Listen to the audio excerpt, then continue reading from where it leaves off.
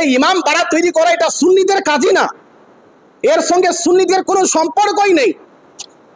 মুহররম মাসে ইমাম বাড়া তৈরি করতে হবে বা ইমাম বাড়া গিয়ে ফাতিহা করতে হবে, সেখানে গিয়ে ছাগল জবাই করতে হবে, গরু জবাই করতে হবে, এর সঙ্গে ইসলামের এবং সুন্নিয়াতের কোনো সম্পর্ক নেই। ইমাম বাড়া তৈরি করা এটা হলো শিয়াদের কাজ। যেই ইমাম বাড়াগুলো আপনারা দেখছেন ভারতে বা বিভিন্ন জায়গাতে, এগুলো সুন্নিরা তৈরি করেনি, এগুলো শিয়ারা তৈরি করেছে। আর এটা একটি বানাওয়াট মাজার, ওখানে ইমাম হুসেনের কোনো অস্তিত্ব নেই। ইমাম হোসেনের পবিত্র দেহ তো কারবালার ময়দানে ওনার নিজস্ব মাজারে আছে, যেই অংশটুকু পাওয়া গেছিল সেই অংশটুকু কারবালায় আছে। কিন্তু আপনি নিজের গ্রামে, নিজের এলাকায়, নিজের থানায়, নিজের জেলায়, নিজের রাজ্যে, নিজের দেশে মন গড়াভাবে বলে দিয়েছেন যে এটা ইমাম বাড়া, এখানে ইমাম হোসেন আছেন। এখানে যদি কেউ একটা মাজার তৈরি করে দেয় নবী পাকের নামে, আপনি কি ওখানে গিয়ে জিয়ারত করবেন? এখানে যদি কেউ কাবা তৈরি করে দেয় কালিয়াচকে, ওখানে গিয়ে তাওয়াফ করবেন? তো এটা মন গড়া না? ইমাম হুসেনের মাজার নির্দিষ্ট জায়গায় আছে, আর আপনি বলছেন যে এটা ইমাম বাড়া।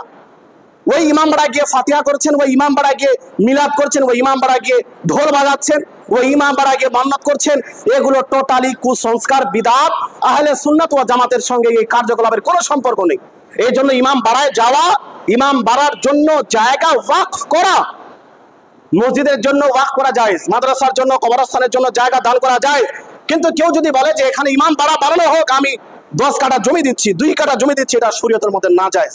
ইমাম বাড়া তৈরি করাই যখন নাজায়েজ, তো ওই নাজায়েজ কাজ করার জন্য জায়গা দান করা এটাও নাজায়েজ। যদি কেউ এইরকম জায়গা দান করে, ওই জায়গা তারই মালিকানায় থাকবে, ওই জায়গাতে গিয়ে সে যা চাইবে করতে পারে, ওটা সে ভেঙে ফেলবে। ইমাম বাড়ার কোনো অস্তিত্ব নেই। এটা সুন্নিদের সঙ্গে কে জড়িয়ে দিয়েছে? এটা আমাদের কাজ, এটা শিয়াদের কাজ। ইসলামের সঙ্গে কোনো সম্পর্কই নেই ইমাম বাড়ার। আমরা এতটা মনে করি ইমাম হুসেনের যেই রওজা, ওই জায়গাতে যদি আপনি যান, ওখানে গিয়ে জিয়ারত করেন, ফাতিহা করেন, মিলাদ করেন, কোনো সমস্যা নেই। কিন্তু এই যে বানাওয়াট ইমাম বাড়া, এর সঙ্গে সুন্নিয়তের কোনো সম্পর্ক নেই।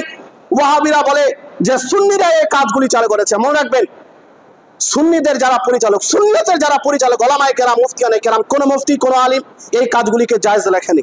কোন অশিক্ষিত লোক, অজ্ঞ লোক সুন্নিদের মধ্যে সে যদি বা তারা যদি এই কাজগুলি করে, সুন্নিয়তের সঙ্গে এর কোনো সম্পর্ক নেই, বা সুন্নিদের উপরে এইরকম আরোপ লাগিয়ে দেওয়া চলবে না। মনে রাখবেন, এজন্য ইমাম বাড়ায় যাওয়া, সেখানে গিয়ে ফাতিহা করা, মান্নত করা। মুহররমের 10 তারিখে দেখবেন অনেকেই ওই ইমাম বাড়ায় মুরগা নিয়ে যায় কিনা, বড় বড় মুরগা একেবারে। আর যারা দায়িত্বে আছে, সর্দার, মোড়ল, কেশিয়ার, অমুক তুমুক, ইমাম বাড়ার তো দায়িত্বে আছে, ওদের তো পকেটে ভর্তি হয়। পকেট ভর্তি হওয়ার সঙ্গে সঙ্গে ওই মুরগা ইত্যাদি মুরগা টুরগাগুলো নিয়ে গিয়ে ওরা খায়ও আরাম করে। মানে এই যে জাহিলি যুগে আমরা বসবাস করছি, যে কি আশ্চর্যজনক একটি বিষয়। বড় বড় মুরগা ওখানে নিয়ে যাবে আর ওখানে দিয়ে আসবে। ওখানে আপনি কেন দিয়ে আসবেন ইমাম বাড়ায় মুরগা, ছাগল, গরু ইত্যাদি? ওখানে কি আছে? এর জন্য মুসলমান ভাই, সুন্নিয়াতকে বুঝুন, সুন্নিয়ত যেটা বাস্তবে সেটার উপর আমল করুন। এই সমস্ত কুসংস্কার, বিদআত থেকে আমাদের বিরত থাকতে হবে।